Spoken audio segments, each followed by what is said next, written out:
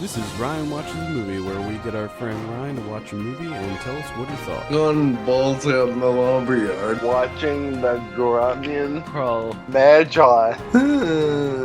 If you're listening to this, don't even waste your time. Hello and welcome to Ryan Watches a Movie. This is episode number 232. My name's Adam Patterson. Joining me today, we got Kevin Rakestraw. How are you, Kevin? I'm doing pretty good. We're also joined by Ryan Holes. How are you, sir? Yeah. Great. What movie do we have you watch this week? The People Under the Stairs. The People Under the Stairs. This came out in 1991. Picked this in honor of Get Out, hitting theaters this weekend. Very similar themes in this one. We went with a theme episode. This is Kevin's pick. Good pick.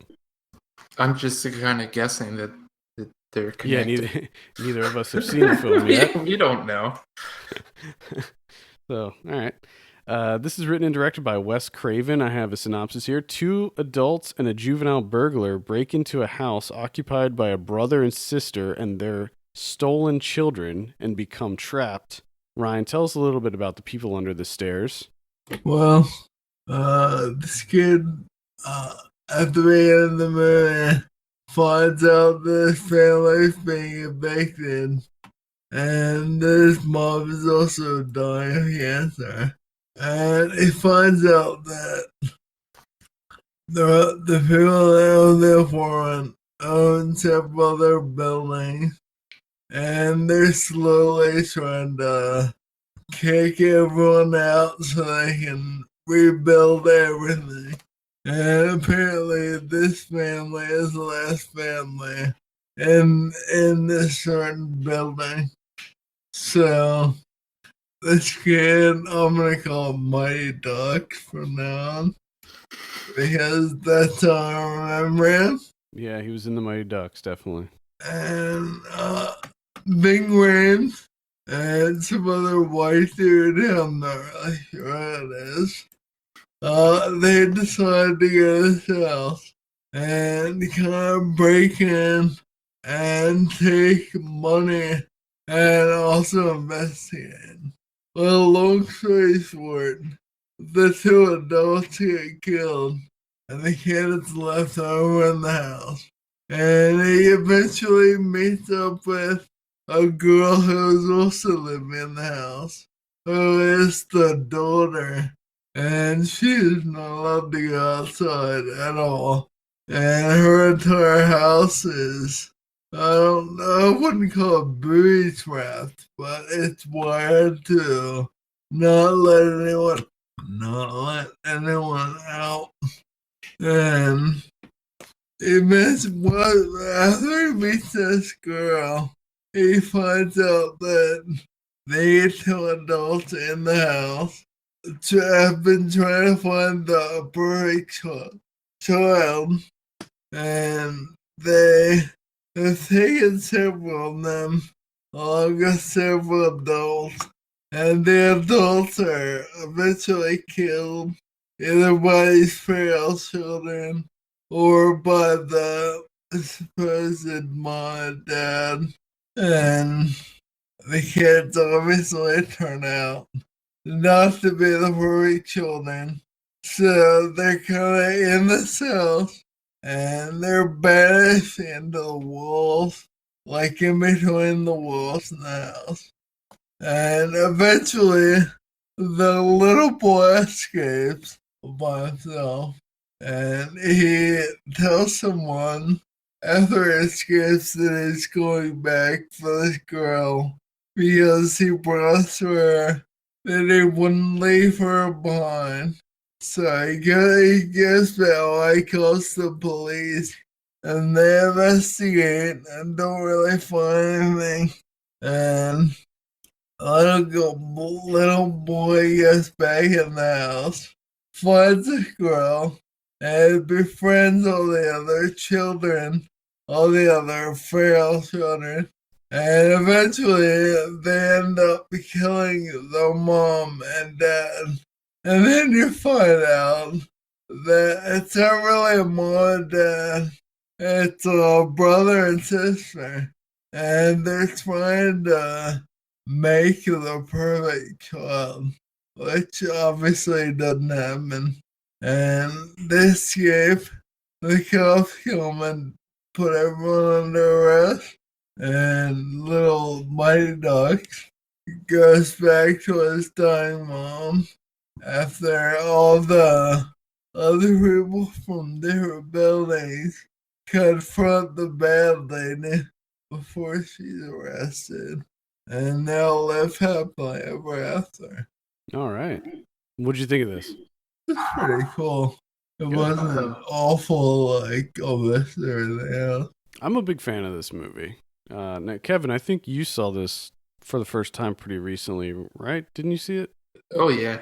I enjoyed it immensely. Yeah, I think we talked about it on the podcast. Probably around Halloween, maybe? More than likely, is my guess. I don't know if it was during Halloween or when Wes Craven passed. I think it was when Wes Craven passed away. Yeah. I think we did a couple of films. Yeah, that's right. I remember that. So what did you like about it? What were your more detailed thoughts here? I just like that. It didn't feel as fake as and pointless as most of their stuff I watch. And that was not cheese now. It actually had a point to it. And it made that point eventually. Now, this is kind of a horror comedy. Did you find it to be funny or scary or both? Sometimes funny.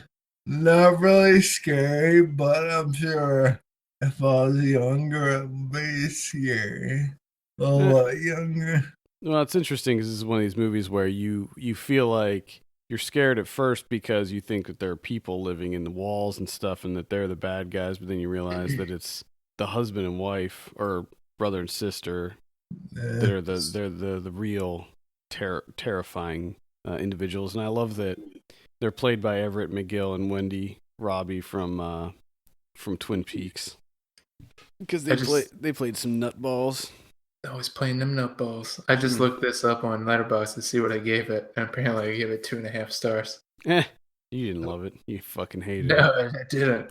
I didn't. But I do remember now that I just rereading this. I do love the fact that it's Ving Rhames finds a treasure map in a liquor store that they own, which I am really confused by that section of this movie. Like, what? He just has it in the basement. Like, why does he need a map? It's just out in the basement of his house. Right. So why does he need a map? It's a really excellent question. There were a couple of small things like that that didn't make sense to me. But overall, like I said, it wasn't as near as terrible as the other stuff. Yeah. But it's funny because, like, his whole basement is gold and money. Like, I think you could even forget about that and stumble upon it at some point in time just by going into the basement and be like, oh shit, that's right, I have gold and money down here. Yeah. This is awesome. I forgot about this. He's got Scrooge McDuck style gold piles. And also, like, how intricate is the map? Does the map just say the basement? It's just an arrow. The basement. Just basement. That's where my gold is. FYI. If you're ever in a jam and need money. I thought it was a really fun movie. It wasn't anything like what I expected. I can't remember when I first saw this movie, but I think I was a lot older when I first saw it, and it surprised me. The comedy surprised me just how ridiculous a lot of it is, because it gets kind of goofy, especially the brother and sister, just how they act. They act so cartoonish. Well, I think that's what threw me off too. I think when I went into this, because I haven't seen it, and my understanding of it was that it was a horror classic. So I was kind of going into it expecting horror, and it's more like a goofy adventure film. Yeah. Now, did you pick on the clear statement about race and sort of social standing in this, Ryan, with how it was the poor black family that was being evicted, and it was these creepy white people that were hoarding the money and trying to kick everybody out. Yeah. And then the white people were also the greedy assholes. Aren't they always? trying to take advantage of all their tenants. I mean, as far as horror movies, a lot of horror movies are kind of like a social satire. And as far as that goes, I think that this movie did it pretty well. It wasn't overt. It wasn't too overt. It wasn't in your face with it. It was like kind of just the right amount of, commentary. Oh, I definitely think so. I like some of the things the little kid says. Yeah, he was a funny little kid. But some of that, only seeing him in Mighty Ducks, I was not expecting a lot of what I heard to come out of his mouth. Now, when he first showed up, were you just like, "Oh shit, Mighty Ducks," or did you have to look it up? Did you have to look it up, or you immediately recognized him? You're like, "Holy shit!" I immediately recognized him. Yeah, I was like, "Wow, Mighty Ducks and Big Grams." He was in The Sandlot too. He was one of the kids from The Sandlot. Oh yeah, that's right. That's right. Yeah. I wonder what's he doing now? What's Brandon Quentin Adams up to? Well, he was in a short film in 2014. Okay. He did a voice for Kingdom Hearts 2 Final Mix Plus. All right. That came out in 2007. That's pretty much. I mean, he's done not really anything recent, unfortunately. Oh, yeah. Yeah, maybe he just kind of. A lot of these kids, they just grow up and realize that they kind of grow out of the whole acting thing. They just don't really want to do it anymore. He was on Moesha. Yeah, he was on Moesha. That looks like that was like his last big thing. Yeah. That he did. Oh, no wonder. Brandon, all right, see you later. What? Isn't Brandon Moesha? Yeah, maybe. I just don't get the whole see you later part of it. Like you see Brandon and you think to yourself, wow, her career is really going down the tubes. All right, see you later. I wonder what Brandy's up to these days. I'm not sure. Not much, probably. She's on that reality show with her brother. Oh yeah. I have no idea what show was it. Remember seeing a commercial? That's right. Yeah, I remember seeing an ad for that too. I never saw it, but all right. Well, let's go ahead and give you your drum roll. What do you give The People Under the Stairs? 5. Oh, that's a 5. That's pretty good. I mean, it's not great. That's pretty good, but still, I was thinking he was going to go higher. I'd go I was thinking he'd go at least a 6 or even a 6.5 on that one. I mean, you essentially gave it what I gave it. Yeah. Was it the map? Was it the map? Is that what treasure map? The treasure map did it. I had that baked out.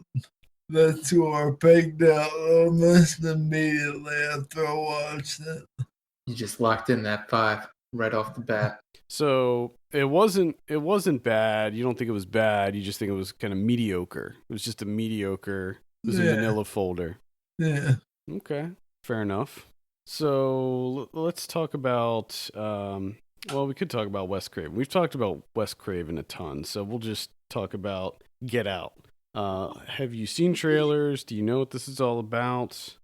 Are you excited for it? I've seen trailers. I thought I knew what it was about, but every time I see a trailer, it's different. So apparently I don't know what it's about. I'm assuming all the trailers have the fact that a black dude is dating a white girl. And that's apparently a big deal. But that's about all I get. Like, no one likes that in whatever I'm down there in. Well, I think that one of the things is that they go into it thinking that it isn't going to be a big deal, like not really thinking about it. And then as he spends time there, he realizes like there's something very wrong here. And then, horror ensues. I'm really excited for it. So this currently has a 100% on Rotten Tomatoes. Mm-hmm. One of the few. There's not too many that have a 100%. No, and it has plenty of reviews too. It's not like it just has a couple of reviews. Oh yeah. It's got a lot of reviews. We reviewed it on the site already. Blake reviewed it for us, gave it an 8 out of 10. So I'm very excited for it. I think it's going to be pretty excellent. Now, the fact that it's written and directed by Jordan Peele, does that intrigue you more, Ryan? Does that make you want to see it more? I never, like, when I think of him, I think of comedy. I'll think of, like, serious business. Serious business. Well, I think that there's going to be a lot of comedy in it. I think that there's going to be more comedy in it than what the marketing is showing us, because I think that they really wanted. Yeah, I just don't think it's going to be like an out and out comedy. Right. I think that it was probably really important for them to stress the fact that this is not a straight up goofball comedy. Yeah. I think that probably when they were getting in the marketing meetings, they were like, okay, well, as soon as everybody knows that this is written and directed by Jordan Peele, they're going to assume that it's a big comedy. So we need to make sure that they understand that this is not just a fun romp. Yeah. There are some serious moments in it. So I'm definitely excited to check it out this weekend. Any final thoughts on Get Out or The People Under the Stairs? Thanks for liking my terrible movie. You're welcome. Anytime. We'll get back to the terrible stuff next week, but I thought when Kevin suggested this, I thought it was a good pick, because there wasn't a whole lot of stuff to choose from this week, because with Get Out, it's Jordan Peele's debut, and then what was the other one? There's like Collide. Collide, Like one other movie. Yeah, he did one other movie that didn't seem very like we'd really be able to talk about anything with it. And then there was Macon Blair's debut, so there's nothing else for him. Yeah, I feel like there's like one other one too, but at any rate, Get Out is playing now as you're listening to this, so I'd probably recommend checking it out, even though I haven't seen it yet. I think it looks like it's the year's first like solid movie. Yeah, like a agreed big upon, one. critically acclaimed. Yep. All right, I think that's going to do it for this week. Thank you so much for tuning in. You can send us your questions and topics to podcast@filmpulse.net. You can follow us on Twitter @FilmPulseNet, @FilmPulseKevin, and @MyLegsDon'tWork. And if you have a minute, take a look at our Patreon page, patreon.com/FilmPulse, and consider helping us out by becoming a subscriber. We appreciate that so very much. For Kevin Rakestraw and Ryan Holes, my name's Adam Patterson. We'll see you next week. See you later.